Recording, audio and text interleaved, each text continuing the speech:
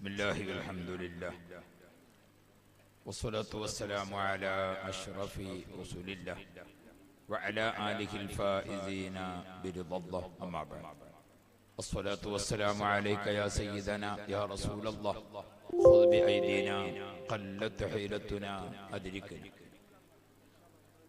ആദരണീയരായ സാദാത്യങ്ങൾ ഉലമാക്കൾ ഉമറാക്കൾ സ്നേഹനിധികളായ അഹ്ലുസുന്നത്ത് വൽ ജമാഅത്തിന്റെ കർമ്മധീരരായ പ്രവർത്തകർ മുതഅല്ലിമീങ്ങൾ സാദാത്യങ്ങളുടെയും ഉലമാഇന്റെയും നേതൃത്വത്തിൽ ഇവിടെ ഒരുമിച്ച് കൂടാൻ ഭാഗ്യം ലഭിച്ച നമുക്കെല്ലാം കുടുംബസമേതം സ്നേഹജനങ്ങളൊത്ത് ജന്നാത്തുൻ നഈമിൽ കൂടാൻ അല്ലാഹു ഭാഗ്യം നൽകുമാറാവട്ടെ എന്ന് ആത്മാർത്ഥമായി ദുആ ചെയ്യുകയാണ്.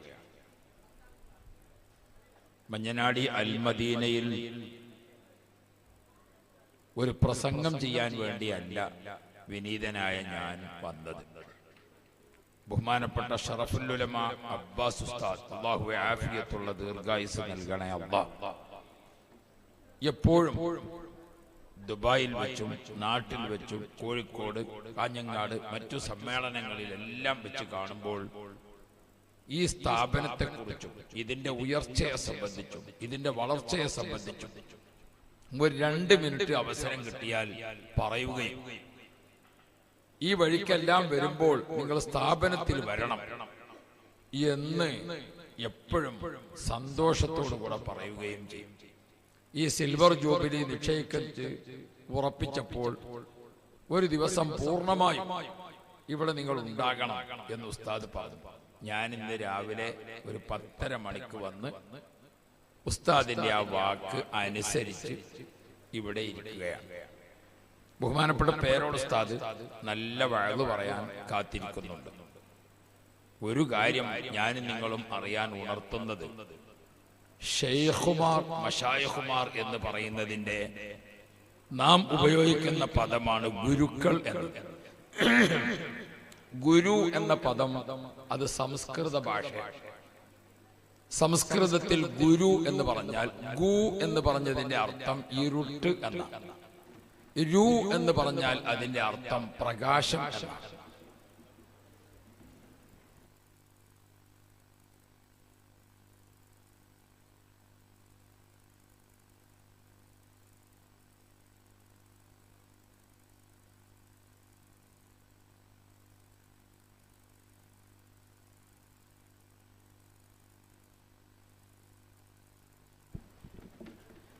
ഗു എന്ന് പറഞ്ഞാൽ അതിന്റെ അർത്ഥം ഇരുട്ട്, രു എന്ന് പറഞ്ഞാൽ വെളിച്ചം.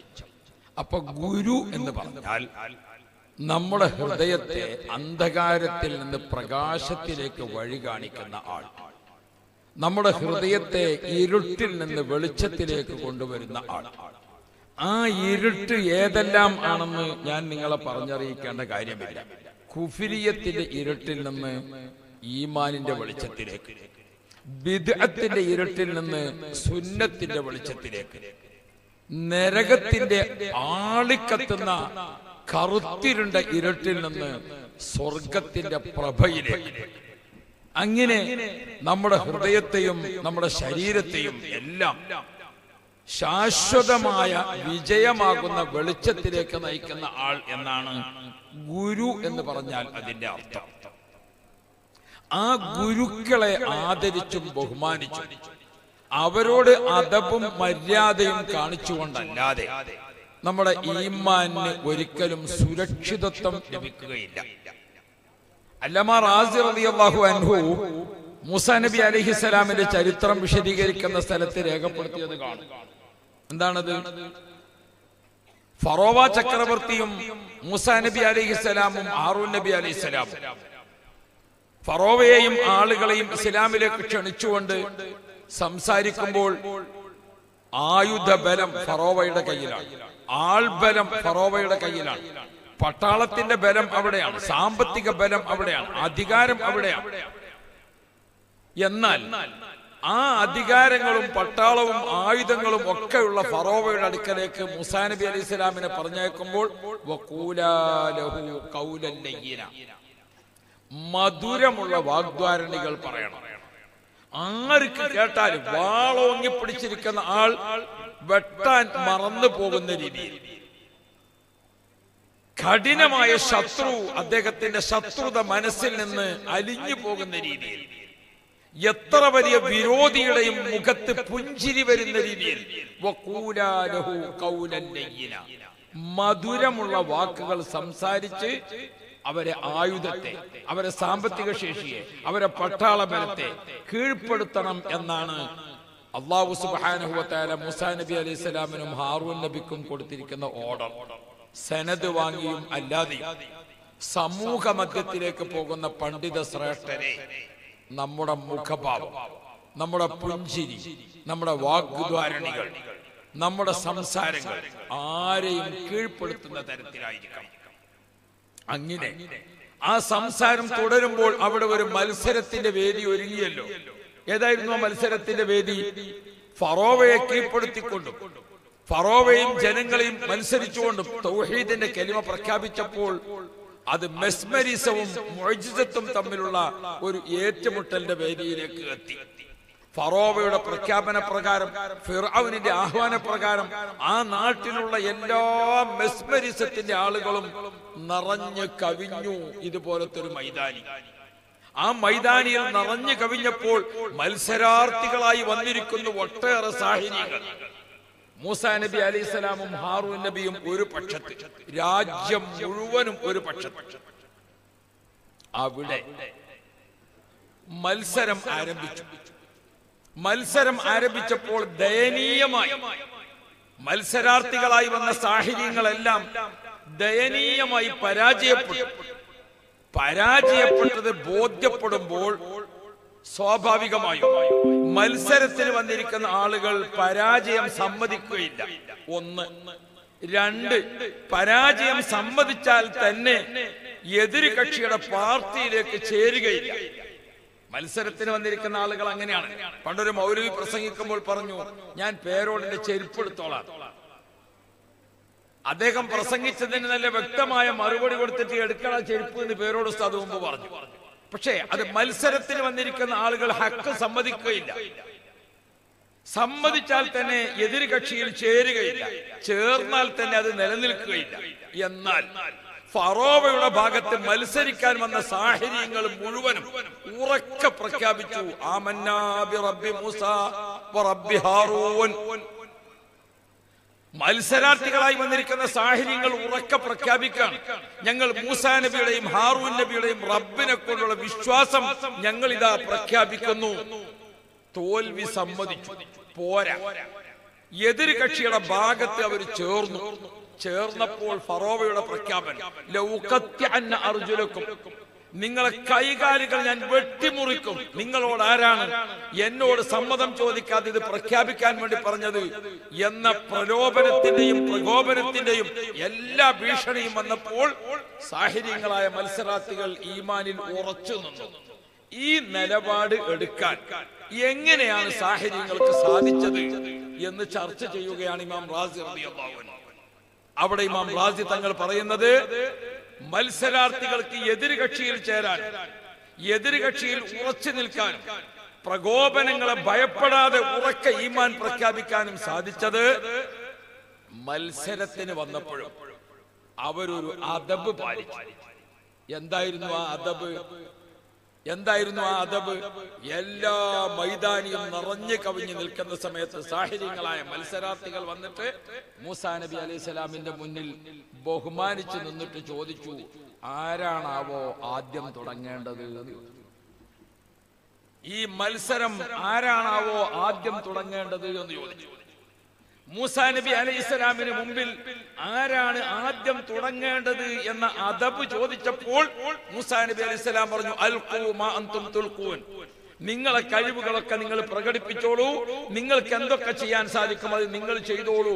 അവിടെ മത്സരത്തിന് വന്നപ്പോഴും ഒരു നബി എന്ന സ്ഥാനത്ത് മൂസാ നബിക്ക് ബഹുമതി കൊടുത്തപ്പോഴാണ് അവർക്ക് ഈമാൻ ഉണ്ടാകാനും ഈമാനിൽ ഉറച്ചു നിൽക്കാനും സാധിച്ചത് എന്ന അദബിനെ അല്ലാമ റാസി റളിയല്ലാഹു അൻഹു സവിസ്തരം പ്രതിപാദിക്കുന്നുണ്ട്. ഉലമാക്കൾ, മുതഅല്ലിമീങ്ങൾ, സനദ് വാങ്ങുന്നവർ, ദീനി ദഅവത്തിന് ഇറങ്ങുന്ന സംഘടനാ പ്രവർത്തകർ, SSF-ന്റെയും SYS-ന്റെയും മുസ്ലിം ജമാഅത്തിന്റെയും SJM-ന്റെയും SMA-യുടെയും എല്ലാം ദീനി ദാഴികളായിരിക്കുന്ന പ്രവർത്തകന്മാർ ഓർക്കണം, അദബാണ് ദീനിന്റെ അടിത്തറ. നമ്മുടെ ഗുരുക്കന്മാർ, നമ്മുടെ മശായിഖുമാർ, അവരാണ് നമ്മുടെ ഏറ്റവും പ്രധാനം. കഴിഞ്ഞ കാലങ്ങളിൽ ജീവിച്ചിരിക്കുന്ന മഹാന്മാരായ ഗുരുക്കന്മാർ, ആ മശായിഖുമാർ, അവരുടെയൊക്കെ കഴിവുകൾ എത്രയായിരുന്നു. അവരിവിടെ ജീവിച്ച് കാണിച്ചു തന്നിരിക്കുന്ന രീതി എങ്ങനെയാണ്? സമസ്ത എന്ന പണ്ഡിത സഭയാണ് നമ്മുടെ മുമ്പിലുള്ള ഇമാം. ആ ഇമാമിന്റെ ആദ്യത്തെ അധ്യക്ഷൻ ബഹുമാനപ്പെട്ട വരക്കൽ മുല്ലക്കോയ തങ്ങൾ അവർകൾ, ഒരു ബഹുഭാഷാ പണ്ഡിതനാണ്. അദ്ദേഹം നിറഞ്ഞ തികഞ്ഞ ആലിമാണ്, വലിയ സയ്യിദാണ്.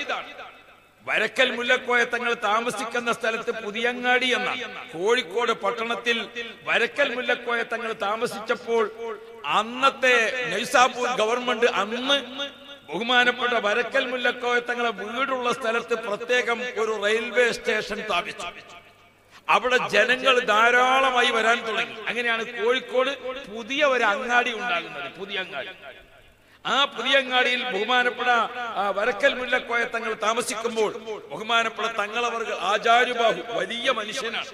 വലിയ മനുഷ്യനായ തങ്ങളവർകൾ നല്ല കോട്ട്, ബഹുമാനപ്പെട്ടവരെ ഈ മുന്നിൽ മുകൾ ഭാഗത്തേക്ക് ഇങ്ങനെ ഉയർന്നു നിൽക്കുന്ന തുർക്കിത്തൊപ്പിയും, ആ തുർക്കിത്തൊപ്പിയും ബഹുമാനപ്പെട്ടവരെ ആ കോട്ടുമിട്ടിട്ട് ബഹുമാനപ്പെട്ടവർ കോഴിക്കോട്ടെ പട്ടണത്തിലേക്ക്, അഥവാ ബ്രിട്ടീഷുകാരന്റെ കോടതിയിൽ ബഹുമാനപ്പെട്ടവർ കാളിയാണ്. ആ കാളിയായ ആ മഹാനവർകൾ കോർട്ടിലേക്ക് വരുമ്പോൾ കോഴിക്കോട് പട്ടണത്തിന്റെ രണ്ട് ഭാഗത്തും മുസ്ലിമും അമുസ്ലിമും വ്യത്യാസമില്ലാതെ എല്ലാവരും എഴുന്നേറ്റ് നിൽക്കും. എല്ലാവരും എഴുന്നേറ്റ് നിൽക്കും. കണ്ടു നിന്ന ചരിത്രകാരന്മാർ പറയുന്നത്, സാധനം വാങ്ങാൻ വന്നിരിക്കുന്ന ഒരാള്, അദ്ദേഹം പൈസ ഇങ്ങനെ ഇങ്ങോട്ട് കൊടുക്കാം, വാങ്ങുന്ന ആള് സാധനത്തിന്, രണ്ടാളും ഇങ്ങനെ കൈ നീട്ടിയെടുത്ത് തന്നെ നിൽക്കാം. തങ്ങൾ അങ്ങനെ നോക്കിയിട്ട് അയാൾ വാങ്ങുന്നില്ല, ഇയാൾ കൊടുക്കുന്നില്ല. കൊടുക്കാനും മറന്നുപോയി, വാങ്ങാനും മറന്നുപോയി. രണ്ടാളും ഇങ്ങനെ തങ്ങളെ നോക്കി നിൽക്കാം. അത്രയധികം തങ്ങളുപ്പാപ്പയെ ബഹുമാനിച്ചുകൊണ്ടായിരുന്നു അവിടുത്തെ ബ്രിട്ടീഷുകാരന്റെ കോർട്ടിനുള്ള ചീഫ് ജസ്റ്റിസ് ബഹുമാനപ്പെട്ട വരക്കൽ മുല്ലക്കോയ തങ്ങൾ കയറി ചെല്ലുമ്പോൾ എഴുന്നേറ്റ് നിന്നുകൊണ്ട് ആദരിക്കും. അറബി, ഉറുദു, പാരിസി, ഇംഗ്ലീഷ്, മലയാളം തുടങ്ങി ബഹുഭാഷാ പണ്ഡിതനായിരുന്നു ബഹുമാനപ്പെട്ട വരക്കൽ മുല്ലക്കോയ തങ്ങളവർ. ആ ഭാഷയും കഴിവും എല്ലാം ഉപയോഗപ്പെടുത്തി മഹാനവർകൾ ദീനി ദഅവത്ത് നടത്തി. തൊട്ടടുത്ത് ബഹുമാനപ്പെട്ടവരെ വേർപാടിന് ശേഷം തൊട്ടടുത്ത് ആ കസേരയിൽ ഇരുന്ന ബഹുമാനപ്പെട്ട പാങ്ങിൽ അഹമ്മദ് കുട്ടി മുസ്ലിയാർ, ബഹുമാനപ്പെട്ടവർ അറബി, ഉറുദു, പാരിസി, ഇംഗ്ലീഷ്, മലയാളത്തിൽ 5 ഭാഷയിലും അവഗാഹമായ കഴിവുള്ളതോടുകൂടെ വലിയ ജേർണലിസ്റ്റ് ആയിരുന്നു അദ്ദേഹം. നല്ല പത്രപ്രവർത്തകനായിരുന്നു. അക്കാലത്ത് ഏറ്റവും നല്ല ഭാഷയിൽ പ്രസംഗിക്കുന്ന, ഏറ്റവും നല്ല ഭാഷയിൽ എഴുതുന്ന വലിയ പണ്ഡിതനായിരുന്നു. അത് മുഴുവനും ഉപയോഗപ്പെടുത്തി അദ്ദേഹം ദീനിനു വേണ്ടി ദഅവത്ത് നടത്തി. തൊട്ടടുത്ത സമസ്തയുടെ കസേരയിൽ ഇരുന്ന ബഹുമാനപ്പെട്ട വാളക്കുളം അബ്ദുൽ ബാരി മുസ്ലിയാർ, സമസ്തയുടെ 3ാമത്തെ അധ്യക്ഷൻ, അദ്ദേഹം വലിയ പണക്കാരനായ മുതലാളിയായ മുസ്ലിയാരാണ്. ആ മുതലാളിയായ പണ്ഡിതൻ അദ്ദേഹത്തിന്റെ സ്വത്ത് 2 ലക്ഷം രൂപക്ക് വിറ്റു. എന്നിട്ട് അദ്ദേഹം ആ 2 ലക്ഷം തന്റെ വീടിന്റെ ഒരു ഭാഗത്ത് ചെറിയ ഒരു ഓഫീസ് ഉണ്ടാക്കി, ഒരു ഭാഗത്ത് ഒരു നിസ്കാരമുറിയും ഉണ്ടാക്കി, സമസ്തയുടെ ഓഫീസായി. എന്നിട്ട് അദ്ദേഹം ആ 2 ലക്ഷം രൂപ ആ ഓഫീസിന്റെ മേശയിൽ വെച്ച് പൂട്ടിയിട്ട് ഭാര്യയോട് പറഞ്ഞു, ഞാൻ മരണപ്പെട്ടാൽ ഈ 2 ലക്ഷത്തിൽ നിങ്ങൾക്ക് അവകാശം ഉണ്ടാവുകയില്ല. ഇത് ഞാൻ എന്റെ സംഘടനയ്ക്ക് വേണ്ടി മാറ്റിവെച്ച പണമാണ്. ഞാൻ മരിച്ചാൽ ഇതിൽ നിങ്ങൾക്ക് അവകാശം ഉണ്ടാകൂല എന്ന് പറഞ്ഞുകൊണ്ട് ആ 2 ലക്ഷം രൂപ സ്വന്തം പണം ചെലവഴിച്ചുകൊണ്ടാണ് ബഹുമാനപ്പെട്ടവർ ദീനിന്റെ ദഅവത്ത് നടത്തിക്കൊണ്ട് വലിയ നീണ്ട കാലം ദീനിന്റെ ദഅവത്ത് നടത്തിയത്. ബഹുഭാഷാ പണ്ഡിതനായിരുന്നു അദ്ദേഹം. തൊട്ടടുത്ത് ആ കസേരയിലേക്ക് വന്ന പ്രിയപ്പെട്ട സഹോദരന്മാരെ, നമുക്കറിയാവുന്ന അടുത്ത കാലത്ത് കഴിഞ്ഞ ബഹുമാനപ്പെട്ട സദഖത്തുള്ള മുസ്ലിയാരും അതേപോലെ തന്നെ ബഹുമാനപ്പെട്ട കണ്ണിയത്ത് ഉസ്താദും അവരൊക്കെ ആ കസേരയിൽ ഇരുന്നപ്പോൾ എത്ര വലിയ ഇൽമിന്റെ ബഹറുകളാണ്. ഉഹദ് മല പോലത്തെ പണ്ഡിതന്മാരാണ് അവരെല്ലാവരും ആ സ്ഥാനത്ത് അടുത്ത നൂറ്റാണ്ടിൽ ബഹുമാനപ്പെട്ട സഹോദരന്മാരെ ആ കസേരയിൽ പിന്നെ ഇരിക്കാൻ ഭാഗ്യം ലഭിച്ചത് ഈ ബഹുമാനപ്പെട്ട അബ്ബാസ് ഉസ്താദിന്റെ ഒക്കെ ഗുരുവര്യർ, നമ്മുടെ എല്ലാവരും ആദരണീയരായ താജുൽ ഉലമ ഉള്ളാളത്തെ ഉപ്പാപ്പയാണ്. അള്ളാഹു ദറജ വർദ്ധിപ്പിച്ചു കൊടുക്കട്ടെ, അള്ളാഹുവിന് ദറജ വർദ്ധിപ്പിച്ചു കൊടുക്കണേ അള്ളാഹ്. ഓ സംഘടനാ പ്രവർത്തകരെ, SSF-കാരെ, SYS-കാരെ, SMA-കാരെ, മുസ്ലിം ജമാഅത്തിന്റെ ആളുകളെ, മുതഅല്ലിമീങ്ങളെ, ആലിമീങ്ങളെ, നമുക്ക് നല്ല ഒരു പാരമ്പര്യമുണ്ട്, നമുക്ക് നല്ല ഒരു മുത്തസിലായ സനദുണ്ട് നാം നിൽക്കുന്ന ദീനിന്. ബഹുമാനപ്പെട്ട താജുൽ ഉലമ ഉപ്പാപ്പയുടെ കൂടെ ഹാദ്യമായിട്ട് ഞാൻ പലപ്പോഴും ഇങ്ങനെ യാത്രയിലും മറ്റുമൊക്കെ ഉണ്ടായിട്ടുണ്ട്, ഹജ്ജ് വേളയിലും അല്ലാതെയും ഒക്കെ. അപ്പൊ ഇങ്ങനെ ഓരോരോ കാര്യങ്ങൾ ചോദിച്ചറിയുമ്പോൾ മക്കത്തുൽ മുക്കറമയിൽ ഈ ഇരിക്കുന്ന അൽമദീന ഹജ്ജ് ഗ്രൂപ്പ് നടത്തിയിരുന്നു മജീദ് ഹാജി 10-12 വർഷം നടത്തിയിട്ടുണ്ടാവുമെന്നാണ് ഞാൻ കണക്കാക്കുന്നത്. താജുൽ ഉലമക്ക് ഹജ്ജ് ചെയ്യാൻ വേണ്ടി മാത്രം അദ്ദേഹം ഒരു ഹജ്ജ് ഗ്രൂപ്പ് നടത്തിയിരുന്നു. അന്ന് ബഹുമാനപ്പെട്ട ഉപ്പാപ്പയുടെ കൂടെ ഇങ്ങനെ നിൽക്കുമ്പോൾ പറയും, എടോ ഞാൻ ഓതി പഠിക്കുന്ന കാലം ഉപ്പാപ്പ പറയാണ്, മുതഅല്ലിമീങ്ങളായ നാം അറിയണം, ഉപ്പാപ്പ പറയാണ്, ഞാൻ അൽഫ ഓതുന്ന കാലം 1000 ബൈത്ത് അൽഫ ഓതുമ്പോൾ ഒരൊറ്റ സബുക്കും എനിക്ക് നഷ്ടപ്പെട്ടിട്ടില്ല, ഒരു സബുക്ക് എനിക്ക് നഷ്ടപ്പെട്ടിട്ടില്ല, ഒരു ക്ലാസ് എനിക്ക് നഷ്ടപ്പെട്ടിട്ടില്ല. ഒരു പ്രാവശ്യം അസ്മാഉ സിത്തയുടെ 3 ബൈത്ത് എനിക്ക് സബുക്ക് നഷ്ടപ്പെട്ടു. അപ്പൊ ഞാൻ ചോദിച്ചു ഉപ്പാപ്പനോട്, അതെങ്ങനെയാണ്? എടോ വിറച്ച് പനിച്ച് ഞാൻ കിടന്നുപോയി. അന്ന് സബുക്ക് നടക്കുന്ന സമയം പനിയുടെ ഗൗരവത്തിൽ ഞാൻ അറിഞ്ഞില്ല. അങ്ങനെയാണ് ആ പണ്ഡിതന്മാർ. ബഹുമാനപ്പെട്ട താജുൽ ഉലമ ഉപ്പാപ്പ പറഞ്ഞു, തഫ്സീർ ജലാലൈനി ഓതുമ്പോ 14ാമത്തെ വയസ്സിൽ ഞാൻ ജലാലൈനി തുടങ്ങിയിട്ടുണ്ട്. ആ ജലാലൈനി ഓതുന്ന സമയത്ത് തന്നെ അതാത് ദിവസം ഓതുന്ന ആയത്ത് അന്ന് തന്നെ മനഃപ്പാഠമാക്കണം. മറിയം സൂറത്ത് ഓതുന്ന അന്ന് മനഃപ്പാഠമാക്കാൻ പറ്റിയില്ല. ഉപ്പാപ്പ എന്നോട് നേരിൽ സംസാരിച്ചത്, മറിയം സൂറത്ത് ഓതുന്ന അന്ന് മനഃപ്പാഠമാക്കാൻ പറ്റില്ല. അപ്പൊ ഞാൻ ചോദിച്ചു, ഉപ്പാപ്പാക്ക് അന്ന് എന്താ പറ്റിയത്? അന്ന് ചാലിയത്ത് പുതിയാപ്പള അബ്ദുറഹ്മാൻ മുസ്ലിയാർ അടക്കമുള്ളവരെ വഅദുണ്ടായി 10 ദിവസം. അപ്പൊ ആ ദിവസം അവിടെ വഅദിന് ഞാൻ മനഃപ്പാഠമാക്കുന്നത് എപ്പോഴാണ്? എല്ലാവരും 1ാം ദർസ് കഴിഞ്ഞ് 2ാം ദർസ് കഴിഞ്ഞു. ഞാൻ 3ാം ദർസിൽ ഇരുന്നിട്ട് അതാത് ദിവസം ഓതിയ ആയത്ത് അന്ന് തന്നെ ഹിഫ്ളാക്കും. ബഹുമാനപ്പെട്ട താജുൽ ഉലമ ഉപ്പാപ്പയുടെ സ്മരണിക നമ്മുടെ SYS വായനയ്ക്ക് വേണ്ടി പ്രത്യേകം നൽകിയിട്ടുണ്ട്. ശ്രദ്ധിച്ചു വായിച്ചു പഠിക്കണം നമ്മൾ. ഉപ്പാപ്പയുടെ ആ റമളാനിൽ തന്നെ ഞാൻ മറിയം സൂറത്തും കാണാതെ പഠിച്ചു. അങ്ങനെ ജലാലൈനി തീർന്നപ്പോൾ ഖുർആൻ മുഴുവനും മനഃപ്പാഠമാക്കിയിരിക്കുന്ന താജുൽ ഉലമ ബഹുമാനപ്പെട്ട സഹോദരന്മാരെ എല്ലാ റമളാനു ശരീഫിലും 15 ഖത്തം തീർക്കുന്ന പതിവാണ്. 2 ദിവസത്തിന് ഒരു ഖത്തം. ബഹുമാനപ്പെട്ട ഇമാം നവവി റളിയല്ലാഹു അൻഹു ഖുർആൻ ഖത്തം തീർക്കുന്നതിനെ കുറിച്ച് കൊടുത്തിരിക്കുന്ന ഹദീസുകൾ അത്ബിയാനു ഫി ആദാബി ഹമലത്തുൽ ഖുർആൻ രേഖപ്പെടുത്തിയത് കാണും. മിനൽ ജുമുഅത്തി ഇലൽ ജുമുഅ. ഒരു സ്വഹാബിയുടെ ചോദ്യത്തിന് മറുപടി പറഞ്ഞു, ഒരു ജുമുഅക്ക് ഒരു ഖത്തം തീർത്താൽ അടുത്ത ആ ഹദീസിനെ വഴിപ്പെട്ടുകൊണ്ട് ഉപ്പാപ്പ ധാരാളമായി ഖുർആൻ ഖത്തം തീർത്തു. ഉപ്പാപ്പ 15ാമത്തെ വയസ്സിൽ തുടങ്ങി. എത്രാമത്തെ വയസ്സിലാണ് വഫാത്താകുന്നത്? ഖമരിയ വർഷപ്രകാരം 95. 15ൽ നിന്ന് 95ലേക്ക് എത്ര വർഷം? നിങ്ങൾ മുഫത്തിശ് മദ്രസയിൽ വന്നിട്ട് കുട്ടികളോട് ചോദിച്ചു, സ്കൂളിന്റെ 13ാമത്തെ ഫർള് ഏതാണ്? അപ്പൊ 2 കുട്ടികൾ പറഞ്ഞു, ഞങ്ങളിവിടെ പുഴയിൽ ഇറങ്ങി മുങ്ങലാണ്. അത് പിന്നെ ഫർളും തത്വം നോക്കേണ്ട കാര്യമില്ല. അപ്പോ അങ്ങനെ കണക്കൂട്ടിയിരുന്ന അപ്പോൾ പറ്റൂല. അപ്പോ ബഹുമാനപ്പെട്ട ഉപ്പാപ്പ 15 മുതൽ 95ലേക്ക് 80 വർഷം. 80 വർഷത്തിന് എത്ര വെള്ളിയാഴ്ച ഉണ്ട്? 80 വർഷത്തിന് എത്ര റമളാനുണ്ട്? അപ്പൊ താജുൽ ഉലമ ഉപ്പാപ്പ ഖബറാകുന്ന വീട്ടിലേക്ക് താമസം മാറുമ്പോൾ ഖുർആൻ എത്രയായിട്ടാണ് പോയിരിക്കുന്നത്? ആ ഉപ്പാപ്പയുടെ പിൻഗാമികളായ മുരീദുമാരെ, ശിഷ്യന്മാരെ, സംഘടനാ കൂട്ടുകാരെ, നാം ഉപ്പാപ്പയെ പിന്തുടരണം. നമുക്ക് നല്ലൊരു പാരമ്പര്യമുണ്ട്. നമുക്ക് വളരെ മഹത്തായിരിക്കുന്ന ഒരു ആദർശ പാരമ്പര്യമുണ്ട്, ഒരു ആത്മീയ പാരമ്പര്യമുണ്ട്. ആ ആത്മീയ പാരമ്പര്യത്തെ കൊണ്ടാണ് അബ്ബാസ് ഉസ്താദ് ദ്വാർക്കാൻ കൈ ഉയർത്തട്ടെ. ഏതൊരു മശായിഖുമാർ നമ്മുടെ ആലിമീങ്ങൾ അള്ളാഹുവിലേക്ക് കൈ ഉയർത്താൻ അൽഹംദുലില്ലാഹി റബ്ബിൽ ആലമീൻ അപേക്ഷ അള്ളാഹുവിലേക്ക്. അല്ലാഹുമ്മ സ്വല്ലി അലാ സയ്യിദിനാ മുഹമ്മദ് മുത്തുനബി മുഖേന ആ അദബ് അവിടെ പാലിച്ചു കഴിഞ്ഞാൽ ഉടനെ ആ മശായിഖ്മാരൊക്കെ ദുആ ചെയ്യുന്ന നിങ്ങൾ വൈലാ ഹദറത്തി വൈലാ ഹദറത്തി വൈലാ ഹദറത്തി വൈലാ ഹദറത്തി വൈലാ ഹദറത്തി അങ്ങനെ പ്രധാനപ്പെട്ട മശായിഖ്മാരെ മുഴുവനും പറഞ്ഞിട്ട് പിന്നെ വൈലാ ഹദറത്തി ജമീഇ മൻ ലദൈകലും എല്ലാ മശായിഖ്മാരെയും. വഹാബി മൗദൂദി മുജാഹിദുകൾക്ക് ഇത് കേൾക്കുന്നത് തന്നെ വലിയ വെറുപ്പാണ്. അവർക്ക് വെറുപ്പില്ലാതിരിക്കില്ല. അതെന്താണെന്നറിയുന്നത്, നമുക്ക് ദീൻ കിട്ടിയത് ഒന്ന് അള്ളാഹുവിൽ നിന്ന് മലക്കുകൾ മുഖേന, മലക്കുകളിൽ നിന്ന് അമ്പിയാക്കൾ മുഖേന, അമ്പിയാക്കളിൽ നിന്ന് ഔലിയാക്കൾ മുഖേന. ഇങ്ങനെയാണല്ലോ ദീൻ പോന്നിരിക്കുന്നത്. എന്നാ ഒരു സത്യം നിങ്ങളൊക്കെ മനസ്സിലാക്കി, കോടിക്കണക്കിന് മലക്കുകൾ അള്ളാഹു തയ്യാറാക്കുന്നുണ്ട്. ഒറ്റ മലക്കും വഹാബില്ല. ആ വിവരങ്ങൾ ആരും അറിഞ്ഞിട്ടില്ല. മലക്കുകളെ കൂട്ടത്തിൽ ഒരൊറ്റ വഹാബിയാണ്. 1,00,000-ലധികം നബിമാര് വന്നിട്ട് ഒറ്റ നബി ജമാഅത്തെ ഇസ്ലാമില്ല. നിങ്ങൾ കേട്ടിക്കണം ആ നബി ജമാഅത്തേരനാണ്. എന്തിനാ അങ്ങോട്ടൊക്കെ പോണ്? നമ്മളാരെങ്കിലും കേട്ടോ? കോഴിക്കോട് പുതിയ ഒരു ഔലിയ വന്നിട്ടുണ്ട്, നല്ല ദുആക്ക് ഉത്തരം കിട്ടുന്ന ആളാണ്, സലഫി മുജാഹിദാണോലോ. നിങ്ങൾ ഇതുവരെ കേട്ടിട്ടുണ്ടോ? ഔലിയാക്കളെ കൂട്ടത്തിലോട്ട് മുജാഹിദ്. സുബ്ഹാന. ഈ മുജാഹിദ് സലഫി എന്ന് പറഞ്ഞത് ഔലിയാക്കളിലില്ല, ഈ വഹാബി എന്ന് പറഞ്ഞത് മലക്കുകളിലില്ല, ഈ ജമാഅത്തെ ഇസ്ലാമി എന്ന് പറഞ്ഞത് അമ്പിയാക്കളിലുമില്ല. അതുകൊണ്ട് അവരിൽ ചേരേണ്ട ഗതികേട് അള്ളാഹു നമുക്ക് തരാതിരിക്കട്ടെ. അതൊന്നും പാരമ്പര്യമില്ലാത്തതാണ്, അതൊന്നും സനദ് മുത്തസിലല്ലാത്തതാണ്, അതൊന്നും മശായിഖ്മാരുടേതല്ല. നമ്മൾ വൈലാ ഹദറത്തി വൈലാ ഹദറത്തി വസ്വാസാക്കാൻ കുറെ ആളുകൾ വരുവാണ്.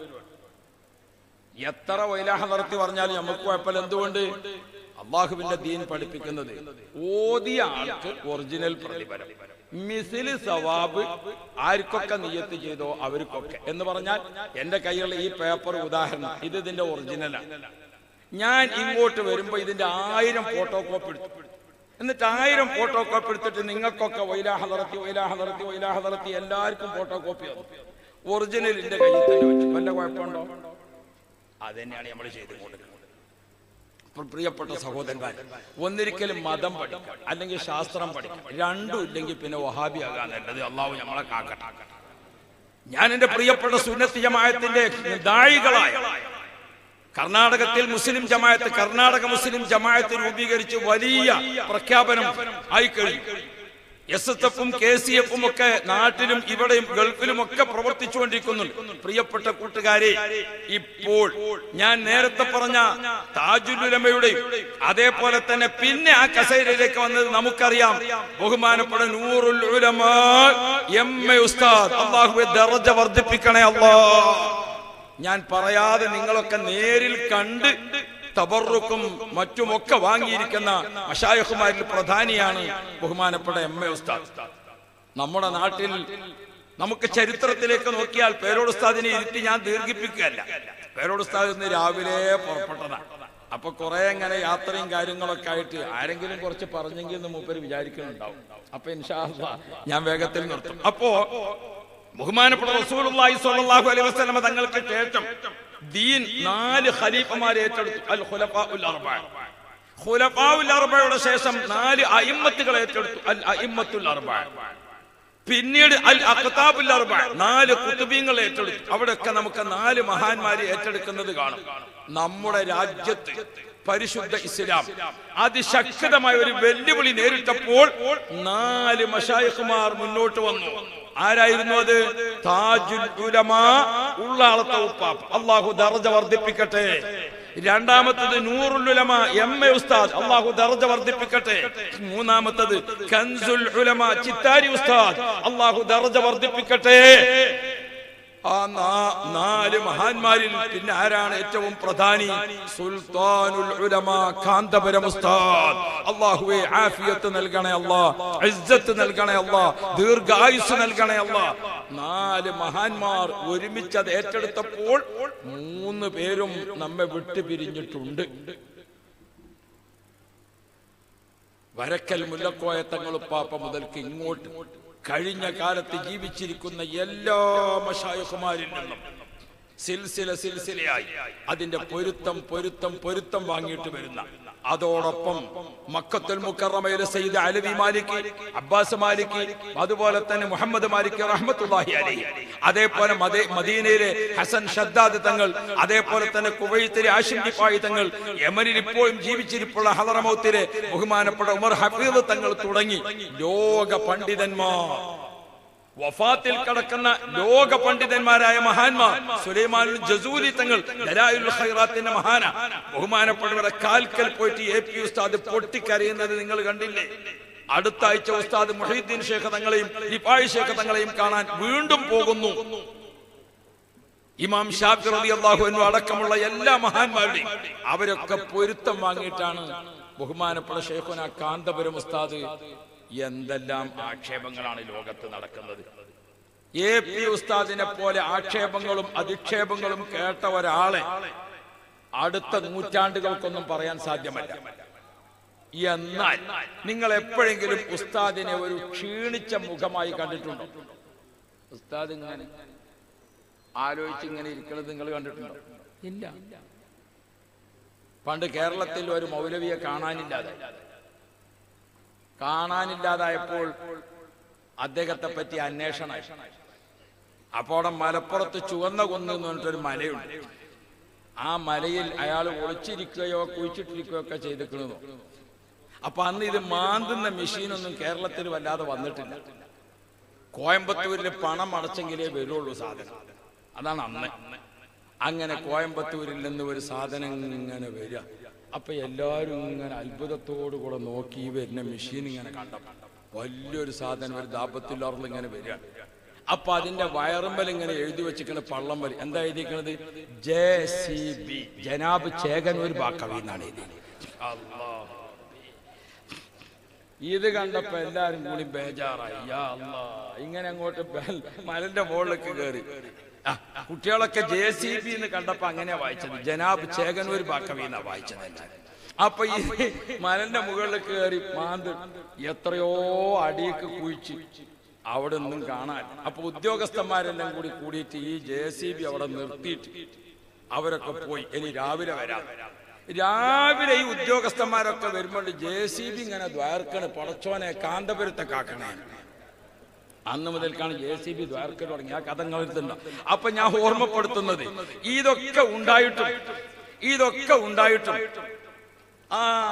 AP ഉസ്താദ് നമ്മൾ മർക്കസിൽ കാണാൻ പോയി. CBIന്റെ അന്വേഷണത്തിന് മൂപ്പരെ കൊണ്ടുപോകുകയാണെന്ന് പറഞ്ഞു കാണാൻ. അപ്പൊ എന്റെ കൂടെ ഒരു ആചാര്യണ്ടായിരുന്നു. അയാൾ പറഞ്ഞു, ഇന്ന് നമുക്ക് ഉസ്താദിന്റെ അടുത്തേക്ക് പോകണ്ട, ഉസ്താദ് CBIന്റെ അന്വേഷണത്തിന് ഇതിന് വിചാരണക്ക് പോവാന്ന്. ബേജാറായി ചെന്ന് നോക്കുമ്പോ ഉസ്താദിന്റെ മർക്കസിന്റെ ആ വരാന്തയിൽ കൂടെ അങ്ങോട്ട്. അപ്പൊ എന്നോട് കൂടെയുള്ള ആചാര്യ പറഞ്ഞു, ഉസ്താദ് വിവരം അറിഞ്ഞിട്ടില്ല എന്നാ തോന്നുന്നത്. അപ്പൊ ഞാൻ പറഞ്ഞു, നിങ്ങൾ ഈ പേപ്പറൊന്ന് കൊണ്ടുപോയി കാണിച്ചു കൊടുത്തളിയാ. സുബ്ഹാനല്ലാഹ്, മൂപ്പർ കൊണ്ടിട്ട് ഉസ്താദ് നിങ്ങളിത് കണ്ടിക്കണോ? അത് സാരില്ല, ഞാൻ കുളിച്ച് കുറച്ച് കഴിഞ്ഞിട്ട് പോകാൻ. യാ റബ്ബ്, ഓർത്തു നോക്കണം നിങ്ങൾ. ഇത്ര വലിയ എന്തെല്ലാം കേസുകളിൽ അകപ്പെട്ടിട്ടും ഉസ്താദിന്റെ മുഖത്ത് യാതൊരു ദുഃഖത്തിന്റെ, ക്ഷീണത്തിന്റെ, വിഷമത്തിന്റെ, പ്രയാസത്തിന്റെ ആളുകളെ ആക്ഷേപം ശക്തിപ്പെട്ടപ്പോഴാണ് ഉസ്താദ് 15 ഏക്കർ സ്ഥലം മർക്കസിന് വാങ്ങിയത്. ശക്തി കൂടാന്ന് കണ്ടപ്പോൾ അത് 35 ഏക്കറായി. ഏതോ ഒരു രാജ്യത്ത് മത്സരം നടന്നു ഒരു മണ്ഡലത്തിൽ ഒരാൾ തോറ്റു, ഒരാൾ ജയിച്ചു. സ്വാഭാവികമായിട്ട് എല്ലാവരും ജയിക്കണമെങ്കിൽ ഫുട്ബോൾ കളിയിൽ ഒരാൾ ജയിക്കും, ഒരാൾ തോൽക്കും, അങ്ങനെയല്ലേ ഉണ്ടാവും അല്ലെ? എല്ലാവരും കൂടി ജയിക്കണമെങ്കിൽ എല്ലാവരും ഓരോ പന്ത് വാങ്ങി കളിക്കാന്നല്ല. അപ്പൊ മത്സരിച്ച ആള് തോൽക്കലും ജയിക്കലും ഒക്കെ ഉണ്ടാവും. ഒരാൾ തോറ്റു. ഉസ്താദിന്റെ കോലം ഉണ്ടാക്കിയിട്ട് ആകെ എല്ലാ സ്ഥലത്തും ഇതൊക്കെ ഉണ്ടായിട്ടും ഉസ്താദിന് യാതൊരു ക്ഷീണമല്ല. എന്തേ? ബഹുമാനപ്പെട്ട സുൽത്താനുൽ ഉലമാ, അല്ലാഹു ദീർഘായുസ്സ് കൊടുക്കട്ടെ, ബഹുമാനപ്പെട്ട ഉസ്താദ് അവർകൾ ബദരീങ്ങൾ, ബഹുമാനപ്പെട്ട അബ്ബാസ് ഉസ്താദ് പറയുന്നത് ഈ സ്ഥാപനം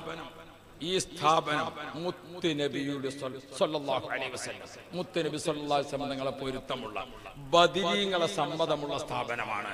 ബഹുമാനപ്പെട്ട AP ഉസ്താദ് അല്ലാഹ് ലോകത്തുള്ള എല്ലാ മശായിഖുമാരായുള്ള ആ മഹാന്മാർ ഷാദുലി ത്വരീഖത്തിന്റെ, ഖാദിരിയ ത്വരീഖത്തിന്റെ, റിഫാഇയ്യ ത്വരീഖത്തിന്റെ, നക്ഷബന്ദി ത്വരീഖത്തിന്റെ, ബഹുമാനപ്പെട്ട ഉള്ളാളത്ത് ഉപ്പാപ്പ 18 ത്വരീഖത്തിന്റെ ഷെയ്ഖായിരുന്നു. ബഹുമാനപ്പെട്ടവരെ ദുആ ഇങ്ങനെ നോക്കിയാൽ ഇങ്ങനെ കാണാം. വലാ ഹദറത്തി എന്നിങ്ങനെ അൽ ഖാദിരിയത്തി വൽ റിഫാഇയ്യത്തി വൽ നക്ഷബന്ദിയത്തി വൽ ശത്താരിയത്തി വൽ കലന്തരിയത്തി. ബഹുമാനപ്പെട്ടവർ 18 ത്വരീഖത്തിന്റെ മശായിഖുമാർക്ക് ഫാത്തിഹ ഓതുന്നത് കാണാം. അവരുടെ ഒക്കെ ത്വരീഖത്തിന്റെ മുറബ്ബിയായിരുന്നു ബഹുമാനപ്പെട്ട താജുൽ ഉലമ ഉപ്പാപ്പ. അവരിൽ നിന്നൊക്കെ പൊരുത്തം 100% വാങ്ങാൻ ഭാഗ്യം ലഭിച്ചിരിക്കുന്ന ആളാണ് സുൽത്താനുൽ ഉലമ. ആ സുൽത്താനുൽ ഉലമ ബഹുമാനപ്പെട്ട ബദരീങ്ങളെ കൊണ്ട് എല്ലാ വിഷയങ്ങളെ കൊണ്ടും ബദരീങ്ങളെ കൊണ്ട് അതിന് പരിഹാരം ഉണ്ടാകും. അതുകൊണ്ടാണ് താജുൽ ബഹുമാനപ്പെട്ട സുൽത്താനുൽ ഉലമ എല്ലാ സ്ഥലത്തും വിജയിച്ചത്. ആ വിജയം പ്രവർത്തകരായ നമുക്കും ഉണ്ടാകുന്നതിന് വേണ്ടി അവരിൽ നിന്നൊക്കെ പൊരുത്തം വാങ്ങിയിരിക്കുന്ന ദിക്ർ ഉസ്താദ് ഓരോ യൂണിറ്റ് കമ്മിറ്റിക്കും തന്നിട്ടുണ്ട്, ഓരോ പ്രവർത്തകർക്കും നൽകിയിട്ടുണ്ട്, ഓരോ മുദർരിസിനും നൽകിയിട്ടുണ്ട്. അതാണ് മഹ്ളറത്തുൽ ബദരിയ എന്ന ദിക്ർ. ആ മഹ്ളറത്തുൽ ബദരിയ നമ്മളെ എല്ലാ യൂണിറ്റിലും, എല്ലാ സോണിലും, എല്ലാ സർക്കിളിലും, എല്ലാ സെന്ററുകളിലും, എല്ലാ പള്ളി കേന്ദ്രീകരിച്ചുള്ള മഹല്ലത്തുകളിലും മഹ്ളറത്തുൽ ബദരിയ നമ്മൾ ആത്മാർത്ഥമായി നിലനിർത്തി ശക്തിപ്പെടുത്തണം. AP ഉസ്താദിന്റെ മുഖത്ത് കാണുന്ന പുഞ്ചിരി ഏത് പ്രതിസന്ധി ഘട്ടത്തിലും അത് ബദരീങ്ങളെ കൊണ്ടുള്ള തണലാണ്. ആ തണൽ നമുക്കും ലഭിക്കാനാണ് ഉസ്താദ് പൊരുത്തപ്പെട്ടത് നമുക്ക് നൽകിയിട്ടുള്ളത്. അതൈനാ ബിഹാജാത്തിൻ ഇലൈക തവസ്സുലാ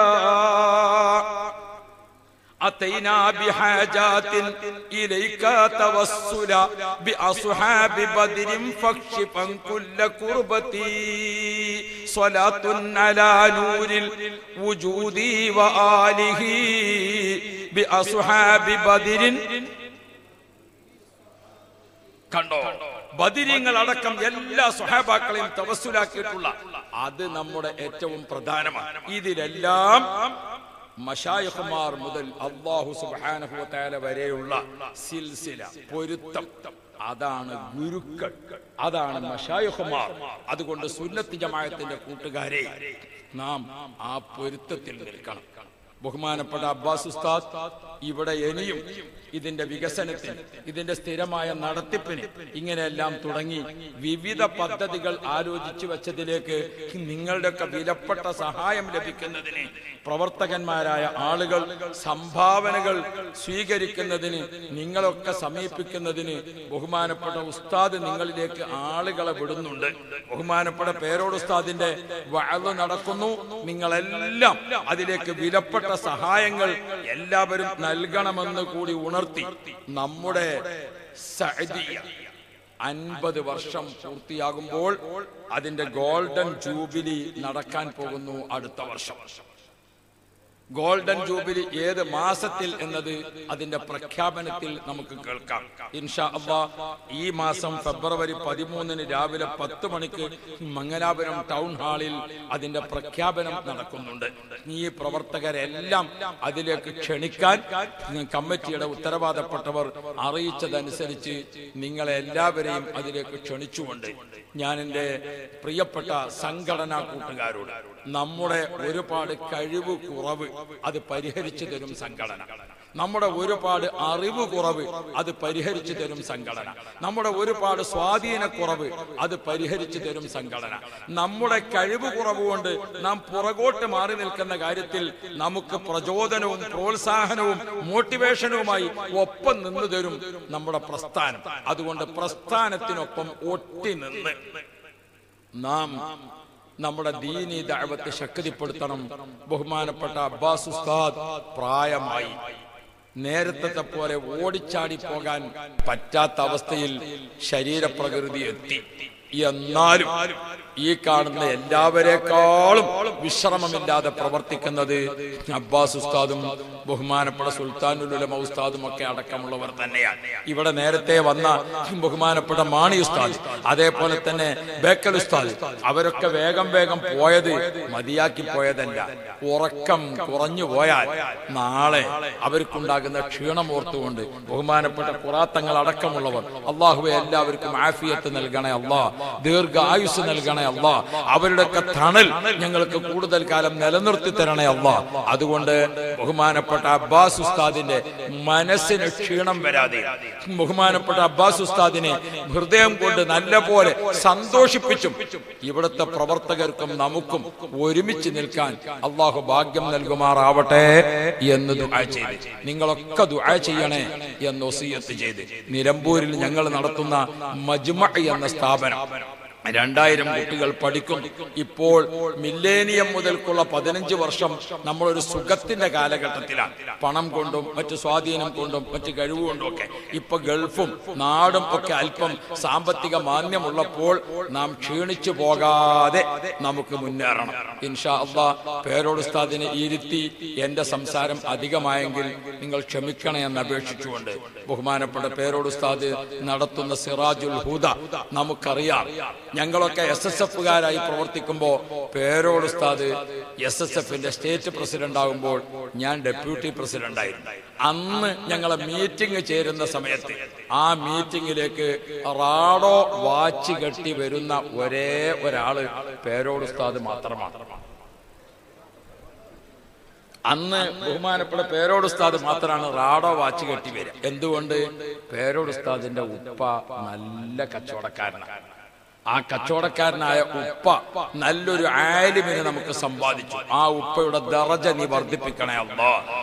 ആ ഉപ്പ പേരോട് ഉസ്താദിനെ കൊണ്ട് കല്യാണം കഴിപ്പിച്ചത് തേങ്ങാ കച്ചവടക്കാരനാണ് ഉപ്പയെങ്കിൽ ബഹുമാനപ്പെട്ട പേരോട് ഉസ്താദിന്റെ അമ്മോശൻ കൊപ്പരന്റെ കച്ചവടക്കാരൻ, അത് അതിലും വലിയ മുതലാളിയാണ്.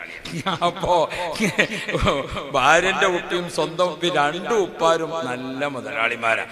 ആ വലിയ മുതലാളിമാരുടെ മകനായ പേരോട് ഉസ്താദ് നമ്മുടെ ഈ കുറ്റ്യാടി എന്ന് പറയുന്ന സ്ഥലം എന്ന് ഉറച്ചു നിൽക്കാത്ത ജനങ്ങളാണ്. കുറ്റി ഇങ്ങനെ ആടിങ്ങോണ്ടാണ് ഓരോ ഈമാൻ അങ്ങനെ എപ്പോഴും ആ പ്രദേശത്ത് ബഹുമാനപ്പെട്ടവർ അങ്ങാടിയുടെ ഹൃദയഭാഗത്ത് ചെറിയൊരു സ്ഥലം വാങ്ങി, എന്നിട്ട് ഒരു ഓല ഷെഡ് കെട്ടിയിട്ട് അതിലിങ്ങനെ ഇരിക്കുമ്പോ ആകെ മഴ പെയ്തിട്ട് ചുറ്റുഭാഗത്ത് മുഴുവനും വെള്ളം. നമ്മളെ പോസ്റ്റ്മാന്റെ കയ്യിലുണ്ട് ഒരു കുട ഉണ്ടാകല്, വലിയൊരു കുട എന്ന മാതിരി പേരോട് ഉസ്താദ് ആ ഷെഡിൽ ഇങ്ങനെ ഇരിക്കുന്നുണ്ട്. ആ പോസ്റ്റ്മാൻ കുട ചൂടി ഇരിക്കണം അതിലുള്ള ഇരുത്ത. അവിടെ നിന്ന് തുടങ്ങിയിട്ട് അൽഹംദുലില്ലാഹ് അൽ ഇത്തിഹാദ് പത്രത്തിന്റെ ഹദീസുൽ ജുമുഅ ഫ്രൈഡേ ഫീച്ചർ അന്ന് ആ സ്ഥാപനം കണ്ട് വന്നിട്ട് എഴുതി അൽ കുല്ലിയത്തു തഹ്തൽ അരീഷ്, ഓല ഷെഡിന് ചുവട്ടിൽ ഒരു കോളേജ് എന്ന് പറഞ്ഞിട്ട് അൽ ഇത്തിഹാദ് അന്ന് എഴുതിയിട്ടുണ്ടായിരുന്നു. അപ്പൊ പ്രിയപ്പെട്ടവരെ, അവിടെ നിന്ന് തുടങ്ങി അത് വികസിച്ച് ഇന്ന് മംഗലാപുരം മുതൽ തിരുവനന്തപുരം വരെ എത്തുമ്പോഴേക്കും നമുക്ക് ദഅവ കോളേജുകൾ, മദ്രസകൾ, പള്ളികൾ, ഇംഗ്ലീഷ് മീഡിയം സ്കൂളുകൾ, കോളേജുകൾ, അൽഹംദുലില്ലാഹ് 2 വിദ്യാഭ്യാസവും ഒരുമിച്ച് നൽകുന്ന ഒട്ടേറെ ഞാൻ ഈ മുതഅല്ലിമീങ്ങളോടും എന്നോടും എന്തെങ്കിലും 2 അക്ഷരം ഇംഗ്ലീഷ് കിട്ടുമ്പോഴേക്ക്, ഇപ്പൊ നമ്മൾ അറബി നേരത്തെ മലയാളം പറഞ്ഞല്ലോ, എന്നമാതിരി 4 ഇംഗ്ലീഷൊക്കെ I am going to the വരുമ്പത്തിൽ കൂടെ ഇന്ത കാൽ തെറ്റി ഓൺ ദ പാടത്തിലേക്ക് എന്നൊക്കെയാണ് നമ്മളെ ഇംഗ്ലീഷ് കിട്ടുക. അതൊക്കെ കിട്ടുമ്പോഴേക്ക് തന്നെ ഞാൻ ആരൊക്കെയോ ആയി എന്ന് ആർക്കും തോന്നണ്ട. ബഹുഭാഷാ പണ്ഡിതന്മാരായ വലിയ ആലിമീങ്ങൾ അവരാണ് നേരത്തെ ദീൻ നടത്തിയത്. അവരൊക്കെ ആ കിട്ടിയ കഴിവ് ദീനിന് വേണ്ടി പൊരുത്തത്തോടുകൂടെ ഉപയോഗിക്കുകയായിരുന്നു. അവരുടെ മാതൃക പിൻപറ്റി മുന്നോട്ട് പോകാൻ അല്ലാഹുവേ സാധുക്കളായ ഞങ്ങൾക്ക് നീ വിധി കൂട്ടണേ അല്ലാഹ്, തൗഫീഖ് നൽകണേ അല്ലാഹ്. ഞങ്ങളെ നീ കൈയൊഴിക്കല്ലേ റഹ്മാനെ. ബദരീങ്ങളെ കൊണ്ട് ഞങ്ങൾക്ക് തണലാകണേ അല്ലാഹ്. ഞങ്ങളാക്കിയ മശായിഖുമാരും ഉസ്താദുമാരും മാതാപിതാക്കൾ ഉൾപ്പെടെ മരണപ്പെട്ടവരുടെ ദറജ നീ വർദ്ധിപ്പിക്കണേ അല്ലാഹ്. ഈ പ്രായമുള്ള സമയത്തും 10 വർഷമായി ഞാൻ ഈ സ്ഥാപനത്തിൽ വരാൻ തുടങ്ങിയിട്ട് ഓരോ 2 വർഷം കൂടുമ്പോഴൊക്കെ ഇവിടെ വന്നുകൊണ്ട് ഓരോ സമയത്തും ഈ സ്ഥാപനത്തിന്റെ ഉയർച്ച ബഹുമാനപ്പെട്ട അബ്ബാസ് ഉസ്താദിന് ഇനിയും ഒരുപാട് കാലം ആഫിയത്തുള്ള ദീർഘായുസ് നൽകണേ അല്ലാഹ് എന്ന് ഹൃദയം നിറഞ്ഞ് പ്രാർത്ഥിച്ചുകൊണ്ട് വൈകിപ്പോയെങ്കിൽ ക്ഷമ. അസ്സലാമു അലൈക്കും.